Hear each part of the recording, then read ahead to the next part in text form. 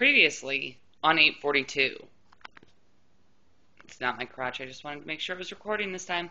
I was discussing my analness, which I will have to say, me and my brother's analness, my brother and I's, it does have its advantages.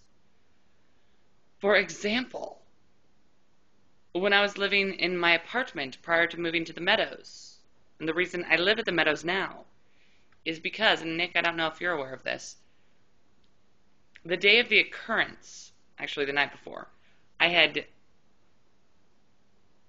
my file cabinet drawer was off track, and I wasn't in the mood to fix it or anything like that, and so I simply left it till the next day. And I woke up in the morning, and I looked at it again, and I go, oh, I will fix that when I get home. Now, during my day at work, I received a phone call from the apartment complex saying, we're going to come up and relight your pilot light. Okay, couple things wrong there. If I were having problems with my pilot light, I would call them to come into my apartment. Like, how would they know that my pilot light was out? You know what I'm saying?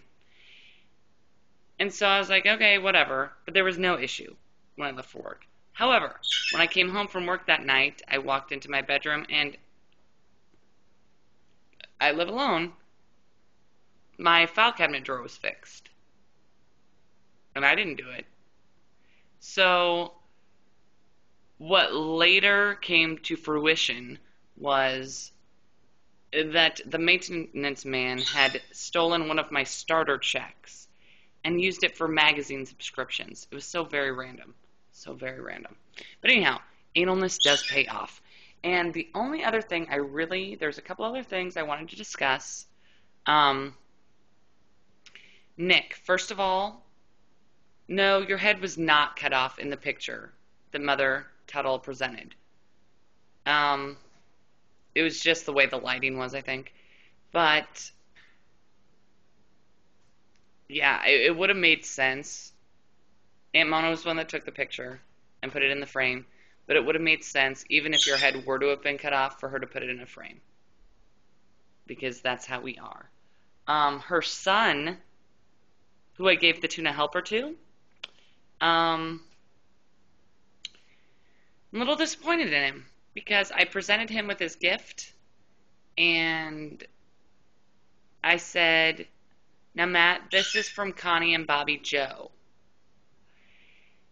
And for those of you who do not know, Connie is Nick and I's lesbian aunt, and Bobby Joe is her lover. Are they excommunicated when I have decided to quit all communication with them? I'm not sure, but yeah, so when I gave him his gift, I said, this is from our lesbian aunt, essentially. And then I did put in the can of tuna. And apparently he did not get the joke or the reference. Very disappointing. And he might have also been confused because, and I did it more so for Jamie than I did for Matt, both cousins. I reused gift bags. And I did not take the tag off, and the tag said, to Ryan and Erica from Grandma and Grandpa. And so, I mean, he might have been confused with that. Jamie thought it was hilarious because he realized what a D-bag, we call him Riri for retard, was. Nick, you'll kind of recall the same. But in regards to Grandma and Grandpa's, Nick staying at the Grammy's house in Pennsylvania. I mean, does the grandma not know that you two are shacking up? You and Rachel are shacking up? But, you know, I kind of understand the old school thing. I had to do the same when I went to stay with Ben's parents, but I got the bed and he got the couch, and that's the way things should be. You know? Speaking of old people also, Lindsay, yes, Mother Tuttle is adorable, but she is not a teacher. I think she would be honored, maybe, that you think that she is, but no, she is not. She is an investigator of the homes for the elderly. And which I think is funny because she's 70 years old. And so I always kind of make fun, and I was like, I think she's like trying to find her final, not resting place, but resting home place or nursing home place. She's trying to find like the right one. But Nick, something we should be concerned about is that Mom and I were discussing it one day, and she said that Dad, being a veteran, is going to go to live at the veterans home in Grand Island. Which that is not going to happen, for one, because I know like what veterans hospitals are like, and I don't think that the veterans of this great country get the respect that they deserve or the care that they deserve. So, but that's where she goes, and Dad will go live in the veterans home, and I'm going to go live in Beatrice, in the nursing home in Beatrice. What? Mother can stay in the veterans home too, even though I already have this figured out. I'm going to put in a freight elevator next to the birdcage, and I'm just going to lower them up and down, and maybe hire somebody to give them their baths and their diaper changes. I don't know. But I just thought that was really weird. So, and briefly, look at how long. I have a part 2 video today, Lindsay, so don't feel bad.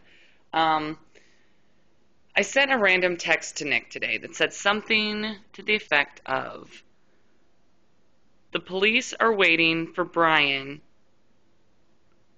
to get to T-Bone's house to help him move, or something like that. It was something very bizarre, and it was not intended for Nick. It was intended for a coworker who is not, she has taken the week off. And it's just the drama with this guy. And his wife, current wife, is kind of a drunk. Like, not kind of, like a very big drunk. And this T-Bone, his name's Tony, but I call him T-Bone, has been living with Brian for like the last year. And every couple of weeks he'll be like, I love my wife, and he's been so depressed, and then she'd get like drunk and throw things at him, and he's like, I have to get out of here. So he's been living in Brian's basement for like a year. And then his wife, Penny, had a seizure, and I'm assuming it's like an Amy Winehouse seizure, in the Walmart. And then in Nebraska, you can't drive. If you have seizures, you can't drive for like 3 months. He's like, I'm going to go home and take care of her. Well, this has only lasted like 3 weeks. But I think the most humorous part of the day was, so then we are short-staffed at work anyhow, and then Brian had to leave and go because the police were waiting for him. But the funny part was, the drunken wife's, it's not her daughter-in-law, but it's her son's girlfriend. They have decided to let them live with their children in their house because of some landlord issue with where they were living previously, blah, blah, nobody cares. But she is the one that called the police because the drunken wife was so drunk at like 10 o'clock in the morning she fell down, and T-Bone went to go pick her up, and then the girlfriend came up and saw, and it looked like T-Bone had pushed her down. And then she called the police, but then she had to immediately remove herself from the home because she had a warrant out for her arrest.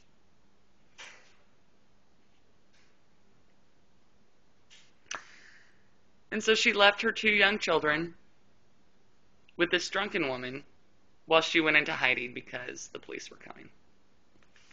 Yeah, so that's about all I have. And, Lindsay, never feel bad about the long post, because look at this shit.